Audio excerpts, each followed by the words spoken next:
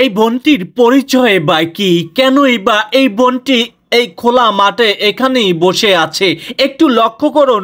মেয়েটাকে যদি আপনারা চিনে থাকেন অবশ্যই কমেন্ট বক্সে আপনাদের মতামত জানাবেন। যারা যেখান থেকে ভিডিওটি দেখছেন সবাই শেয়ার করে দিবেন। চলুন আমরা এই মেয়েটির সঙ্গে একটু কথা বলতে চাই। কি বা তার পরিচয়, কেনই বা তিনি এভাবে বসে আছে। এবং আপনার নাম কি? নাম কি আপনার? শোনেন, এখানে তুমি একটু এদিকে আসো তো বোন। আমি তো উনি মেয়ে মানুষ, আমি তো ধরতে পারি না, একটু হেল্প করতে। বসো বসো, নিশ্চয় তো ওনার পরিচয় আছে। নাম কি? নাম কি বলো?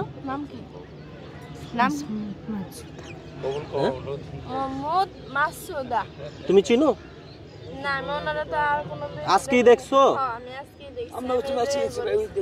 তাই না? কয়দিন ধরে দেখতেছেন? নিশ্চয়ই কোনো প্রবলেম আছে।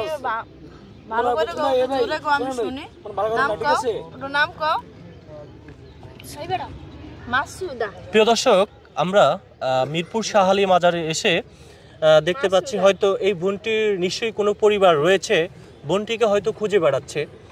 আমরা মিরপুর শাহালি মাজারে যে খোলামেলার যে একটি মাঠ রয়েছে, এখানে এসে যেটা লক্ষ্য করলাম, বেশ কয়েকটি কম্বল রয়েছে এবং এখানে বসে আছে। আমরা বারবার একটু নাম টাম জিজ্ঞাসা করার চেষ্টা করছি। আরেকজন বোন রয়েছে, কি নাম? মাকসুদা। মানে হয়তো ওনার পরিবার রয়েছে, ওনাকে খুঁজে বেড়াচ্ছে। আমরা একটু গেটিটা উঁচা করেন তো, একটু ফেসটা চিনে রাখেন। যদি ওনার পরিবার হয়তো ওনাকে খুঁজে বেড়াচ্ছে, হয়তো দেখুন বয়সটা, মেয়েটার বয়স কিন্তু বেশি না।